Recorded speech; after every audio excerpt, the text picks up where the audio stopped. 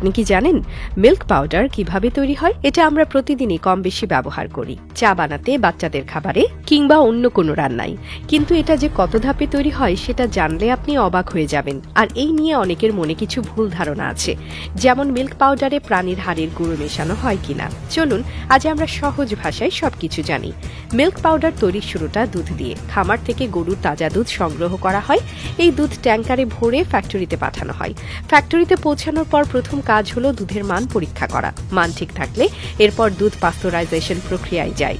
Pasteurisation মানে দুধকে উচ্চ তাপমাত্রায় গরম করে ব্যাকটেরিয়া ধ্বংস করা হয় যাতে দুধ নষ্ট না হয়। পাস্তুরাইজড দুধের ফ্যাট আলাদা করার জন্য মেশিন ব্যবহার করা হয়। এই মেশিন দুধের বড় বড় ফ্যাট কণাগুলোকে একদম সূক্ষ্ম করে তোলে যাতে দুধ মসৃণ হয়। এরপর দুধ থেকে পানি শুকানোর প্রক্রিয়া শুরু হয়। এই কাজটা ভ্যাকুয়াম মেশিনে করা হয়, যেখানে দুধকে কম তাপে ধীরে ধীরে শুকানো হয়। এর ফলে দুধের ৮০% পানি দূর হয়। এখন আসি স্প্রে ড্রায়ার মেশিনের কথায়। দুধকে এখানে খুব গরম বাতাসে স্প্রে করা হয়। তাপমাত্রা প্রায় ৩০০ ডিগ্রি সেলসিয়াস পর্যন্ত হয়। স্প্রে করার ফলে দুধের সব পানি বাষ্প হয়ে উড়ে যায় আর নিচে জমা হয় শুকনো দুধ। এই শুকনো দুধই হলো মিল্ক পাউডার। যেসব মিল্ক পাউডার বাচ্চাদের জন্য তৈরি করা হয় সেগুলোতে ভিটামিন, মিনারেল এবং অন্যান্য পুষ্টিগুণ মেশানো হয়। এসব জিনিস শিশুর স্বাস্থ্যের জন্য খুবই গুরুত্বপূর্ণ। অন্যদিকে চা বা রান্নায় ব্যবহারের মিল্ক পাউডারে এমন অতিরিক্ত কিছু থাকে না। এখন প্রশ্ন আসে, প্রাণীর হাড়ের গুঁড়ো মেশানো হয় কিনা? একদম সোজা উত্তর হলো না।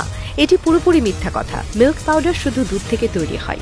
এতে প্রাণীর হাড়ের কোনো সম্পর্ক নেই। অনেকেই এই ভুল ধারণা ছড়ায়, কিন্তু এর কোনো ভিত্তি নেই। মিল্ক পাউডারে কোনো ক্ষতিকারক রাসায়নিক মেশানো হয় না। এতে শুধু দুধকে শুকিয়ে পাউডার করা হয় আর প্রয়োজন হলে ভিটামিন বা মিনারেল যোগ করা হয়। শুকানোর জন্য যে প্রক্রিয়া ব্যবহার করা হয় তা দুধের পুষ্টিগুণ ঠিক রাখে।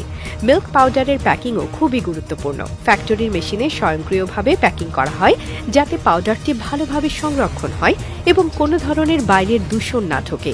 এরপর এগুলো বাজারে পাঠানো হয়।